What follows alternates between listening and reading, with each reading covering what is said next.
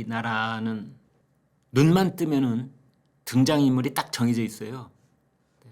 등장인물이 크게 바뀌지 않습니다. 윤석열, 한동훈, 이재명, 김건희. 뭐 다른 이름이 등장해도 다 이 사람들과 관련돼서 이름이 나올 뿐이지 이 네 사람으로부터 크게 벗어나지 않습니다. 이 윤석열 대통령과 김건희 여사를 그냥 하나로 치겠습니다. 그러면 결국은 윤석열, 한동훈, 이재명.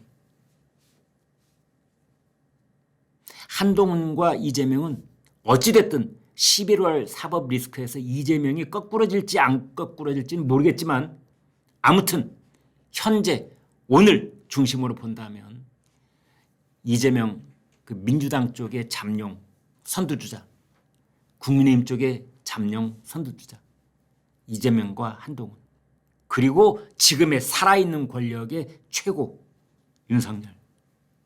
파워게임은 항상 그렇게 되는 거고 불꽃이 튀든 뭐 갈등의 골이 깊어졌든 매일같이 이전투구를 벌이든 뭐가 됐든 이 세 사람 사이에 얽혀드는 그 역학관계가 모든 정치 지형도를 결정짓는 겁니다. 그런데 선거가 끝난 다음 날인 어제 국민의힘 최고위원 회의 공개석상입니다. 그리고 오후에 있었던 국민의힘 광역의원들 회의 두 차례에 걸쳐서 한동훈 대표가 작심한 듯이 공개석상에서 공개적인 발언으로 윤석열 대통령 부부를 직격한 겁니다. 3대 요구 조건.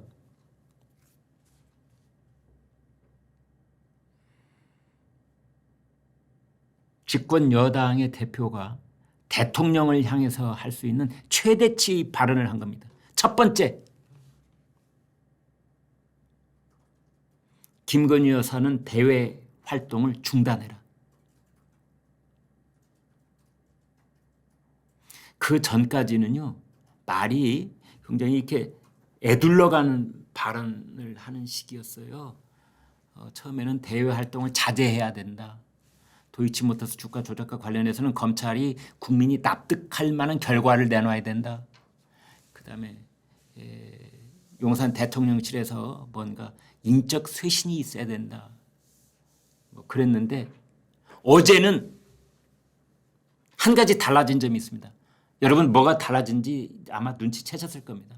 그 이전에는 한동훈 대표가 자신의 입에 김건희 세 글자를 올리지 않았어요. 그런데 어제부터 이제 한동훈 대표가 직접적으로 김건희 여사에 대해서 얘기를 하겠다 하면서 기자가 묻지도 않았는데 그 이전까지는 기자가 물으면 거기에 대답하는 식으로 그랬거든요. 근데 이제는 묻지도 않았는데 대답을 하는 겁니다. 말을 하는 겁니다.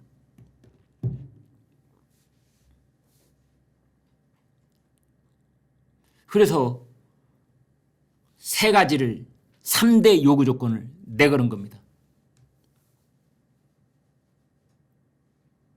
간단하게 말하면 활동 중단,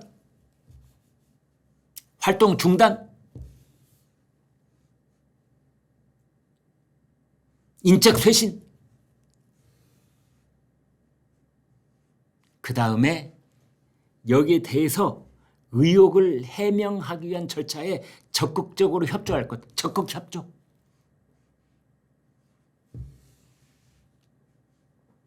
한 단어씩으로 줄여볼까요? 중단, 쇄신, 협조. 뭘 중단해? 김건희 여사의 대외 활동. 그 구체적인 범위는 얘기하지 않았더라고요. 가령 해외 순방이 있을 때도 윤석열 대통령 혼자 가란 말이냐? 그거에 대해서는 말을 하지 않았습니다만. 10월 16일 날 서울시 교육감 선거가 있었어요. 10월 16일 날 기초단체장 선거만 있었던 게 아니고 서울시 교육감 보궐선거가 있었습니다. 윤석열 대통령과 김건희 여사는 서울 시민이에요. 서울 한남동 관저에 주소지가 거기로 돼 있잖아요. 투표를 해야 되는데 그 이전에는 윤석열, 김건희 대통령 부부가 함께 가서 투표를 했었는데 어제는, 그제는 서울시 교육감 보궐선거 윤석열 대통령 혼자 했더라고요. 혼자 했더라고요. 그것도 사진을 적극적으로 홍보도 하지 않고 김건희 여사는 투표를 했는지 안 했는지도 우리는 모르고 있습니다. 지금 대외 활동을 지금 자제를 하고 있는 거죠. 그 다음에 인적 쇄신, 이른바 한남동 7인방, 김건희 여사가 심어놓은 사람들, 김건희 여사에게 직보하는 사람들, 내가 행정관이면 행정관이 비서관, 비서관이 수석이 뭐 실장 이렇게 다 있잖아요. 근데 그 라인 다 무시하고 김건희 여사하고 맨날 문자 주고받고 전화 주고받고 그리고 김건희 여사한테 아라리 콜콜이 다 직보하는 사람들 7명 있다면서요. 대통령실에서는 물론 부인하고 있습니다. 말 같지도 않은 소리 하지만 무슨 7인방은 7인방이야. 용산 대통령실에 있는 사람은 모두가 대통령 라인이야. 이렇게 말은 했지만 그 말을 국민이 믿어줘야 되는 겁니다. 그 말을 국민이 믿어줘야 되는 거예요. 그런데 대통령실은 대통령이 동남아 순방하고 있는 동안에 명태균이가 뭐 대통령과의 친분 관계에 있는 것처럼 떠벌리고 다니니까 대통령실이 뭐라고 그랬습니까? 명태균 2번밖에 만난 적이 없다. 근데 알고 보니 2번이 아니라 4번이라는 게 밝혀졌지 않습니까? 김종인도 만났다고 그러고 김영선도 만났다고 그러고 뭐 저 박완수도 만났다고 그러고 이준석이도 만났다고 그러고 지금 들먹인 사람만 4번이잖아요. 그때마다 명태균과 같이 만났다면서요. 그럼 아직 들먹이지 않지만 가만히 있는 사람들 중에서 같이 만나서 또 없을까 봐요.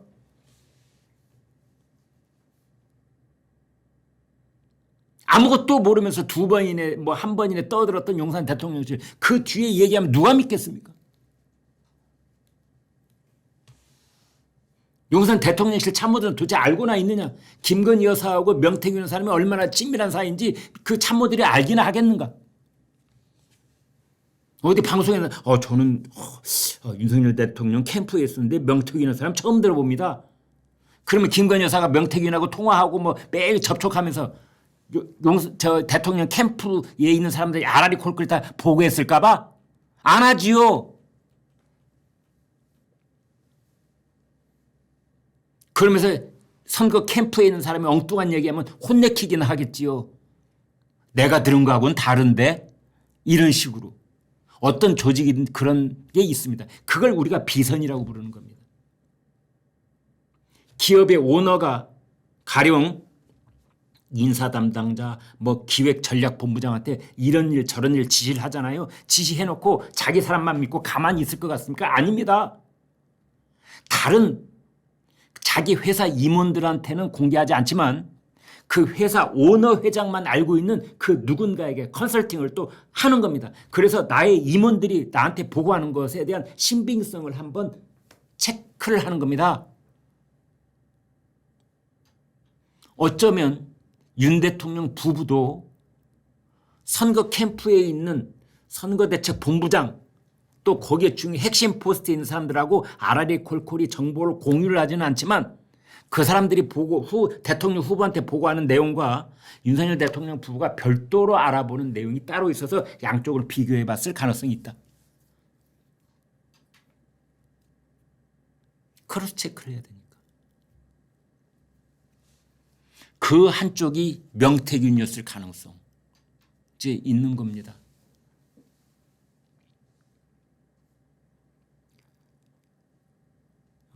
그래서 그 한동훈 대표가 어제 2차례에 걸쳐서 김건희 여사에 대한 그 윤석열 대통령의 결단을 촉구를 했어요.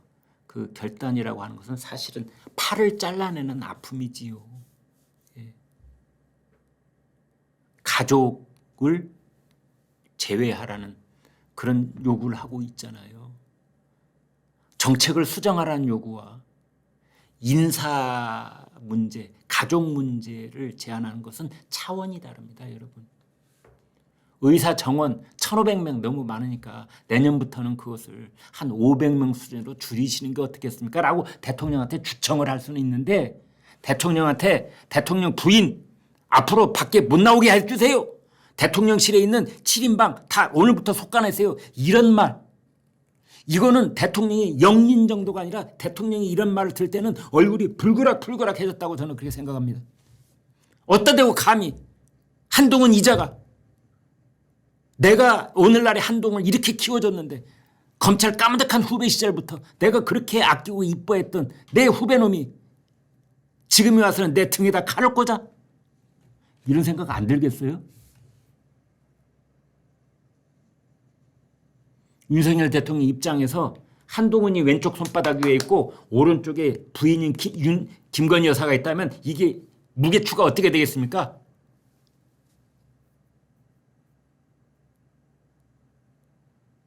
그래서 윤석열 대통령으로서는 앉은 자리에서 벌떡 일어나서 얼굴이 붉어질 만큼 경로를 했을 가능성이 있는 것이 바로 이러한 제안인 겁니다. 그래 저는 이렇게 봅니다. 한동훈도 이제 지금의 상황이 그냥 물밑 조율 과정으로 용산 대통령실에 뭐 정무수석이나 뭐 비서실장 통해서 이렇게 전달을 했던 걸로는 이제 안 된다. 더 이상 이렇게 자극을 줘서는 윤석열 대통령 부부가 꼼짝도 하지 않는다. 이제 나도 나의 직을 걸고 폭탄을 던진다.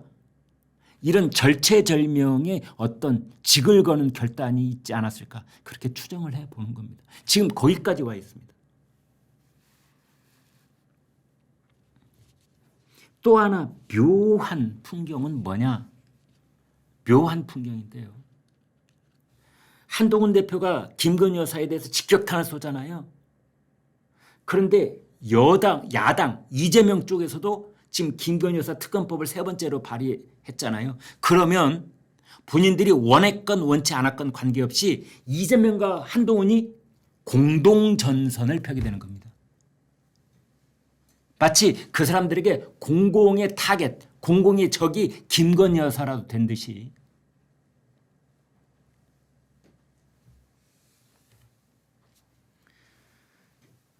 공동 타겟이 생겼다. 그런 표현들이 벌써 나오고 있는 겁니다.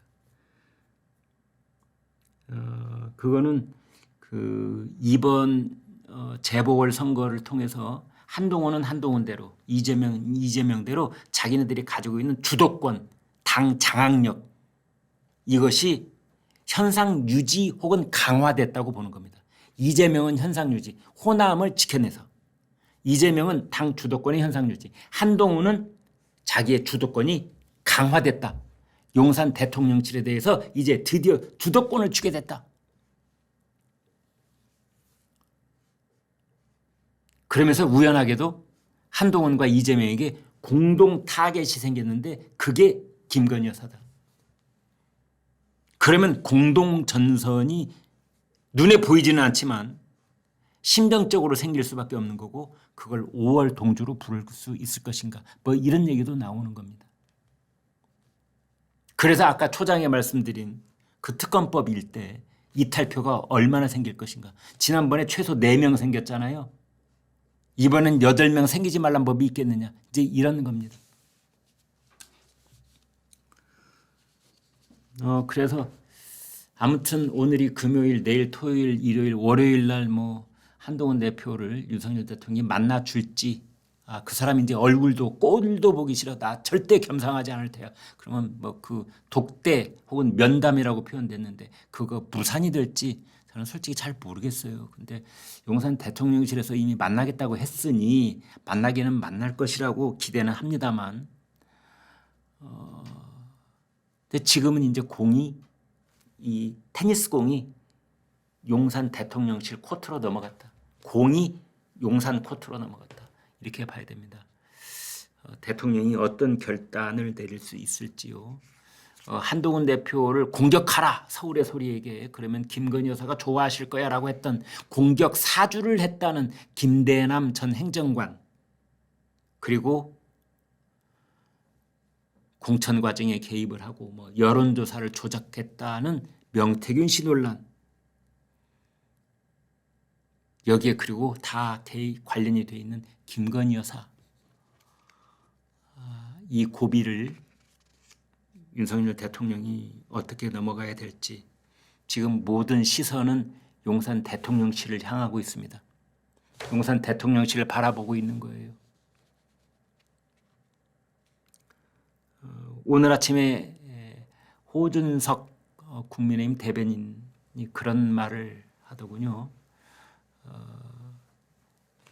한 가지 분명한 건 윤석열 대통령과 한동훈 대표는 어느 한 사람이 이기고 한 사람이 지고 이런 관계가 아니다.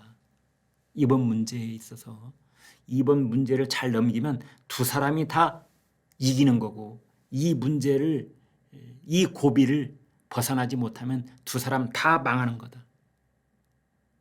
두 사람이 망한다는 건 국민의힘이 망한다는 거고 국민의힘이 망한다는 것은 국민의힘을 지지했던 우리나라 보수 유권자들이 또다시 마음 둘 곳을 잃어버리고 방황하게 된다는 뜻이다.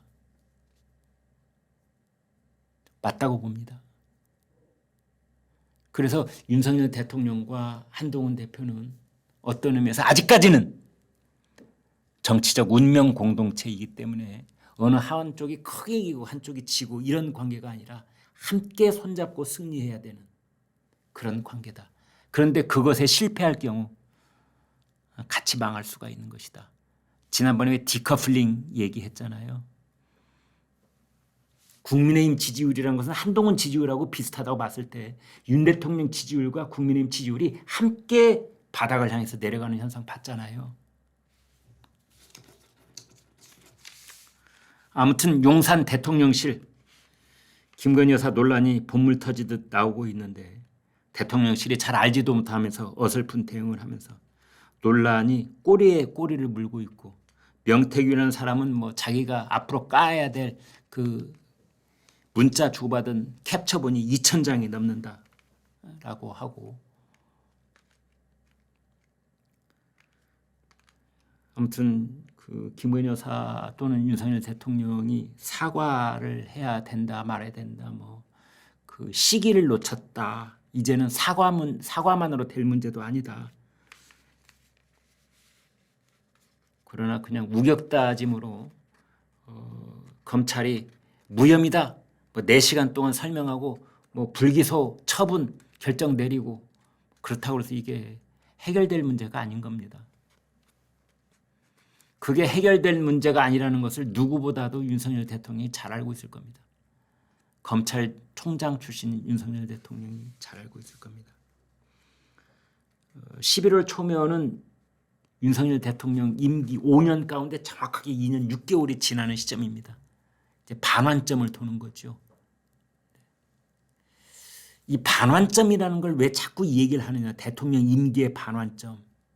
국민의힘 여당 의원들의 태도 변화가 있을 수 있기 때문에 그렇습니다. 다른 거 없습니다. 국민의힘 현역 국회의원들의 태도 변화. 이제 나 대통령한테 충성하지 않을래. 나 이탈표 던질 수도 있어. 반란표 던질 수도 있어. 그 다음에 공무원 사회의 분위기가 바뀔 수 있습니다. 장관들, 차관들, 각 부처의 국실장들, 뭐 지금도 뭐 어마어마하게 정부에 충성하는 그런 분위기는 아닙니다만은 그런 분위기들이 감지되기 시작한다 이런 거죠. 대통령의 임기 반환점이라는 것은 그런 분기점이 되기 때문에 의미가 있는 겁니다. 아무튼 의료 개혁을 비롯해서 뭐 4대 개혁해야 된다고 하지요. 그 다음에 러시아하고 북한이 짝짝꿍이 돼가지고 우크라이나 전쟁이 뭐 러시아의 군대가 1만 명이 가 있다느니 뭐 3천 명이 특수훈련을 받았다느니 별의별 얘기가 다 떠들고 있고 이제 다음 달 초에는 미국 대통령 선거가 있습니다. 해리스가 당선될지 트럼프가 당선될지 최근의 여론조사 경우는 뭐 트럼프가 당선될 가능성이 적지 않아 있다 뭐 이런 말도 지금 나오고 있잖아요. 그래 트럼프가 우리나라한테 방위비 9배네 10배네 뭐 그러고 주한미군 너무나 많이 있어 빼갈 거야 뭐 이런 얘기 자꾸 들먹거리고 이런 일들은 무장무장 다가오고 있는데 대통령이 그 어느 때보다도 강력한 국정 운영의 동력을 들어주고 이 나라를 이끌어가고도 모자랄 판에 김건희 여사 문제로 그 김건희 여사 문제가 왜 문제냐면요 여러분 김건희 여사 그냥 개개인 자연인 그 상태로 놓고 봤을 때는 그분이 문제가 있건 없건 우리하고 무슨 상관이 있습니까? 네? 아닌 말로 김건희 여사가 문제가 있건 나중에 기소가 되건 말건 뭐 설사 뭐 나중에 뭐 교도소에 가게 되건 말건 또는 뭐 그 모친이라는 최은순 여사가 어떻게 되건 말건 우리하고 무슨 관계가 있어요? 아무 관계 없죠. 그럼 왜 이렇게 매같이 언론이 떠들고 노심초사하느냐? 그 이유는 김건희 여사의 이런 의혹 제기가 되는 것이 대통령의 국정 운영 동력을 약화시키기 때문에 그래요. 대통령이 그 맷집을 가지고 엄청난 원대한 계획을 가지고 선대 대통령은 못했던 4대 개혁 내 손으로는 꼭 이루어내겠소이다. 나는 뭐 국민적 지지율 뭐 한 자릿수도 상관없어요. 나는 개혁을 하겠습니다. 아무리 100번 부르짖어봤자 그 국정 운영의 동력 뒷받침이 되지 않으면 나라 전체가 흔들리는 고통이 뒤따르게 되는 겁니다. 그런데 지금까지 알고 봤더니 대통령의 국정 운영 동력을 결정적으로 약화시키고 있는 것이 다른 것이 아니라 바로 김건희 여사 문제이기 때문에 문제가 되는 겁니다.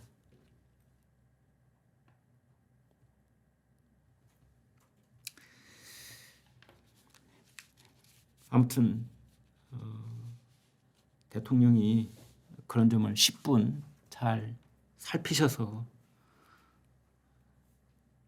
이번 주말을 통과하고 다음 주 초로 넘어가고 이제 11월 달에 예산국회 정부가 내년에 670조쯤 되죠. 내년 예산이. 그걸 또 대통령의 국정 운영 철학과 정책 계획에 따라서 이제 운영하기 위해 집행을 하는 그 계획을 정부가 세워서 그게 국회를 통과해야 될 텐데 그게 잘 되도록 하기 위해서 다음 주 초가 좋은 시기가 될 수 있다 이렇게 봅니다.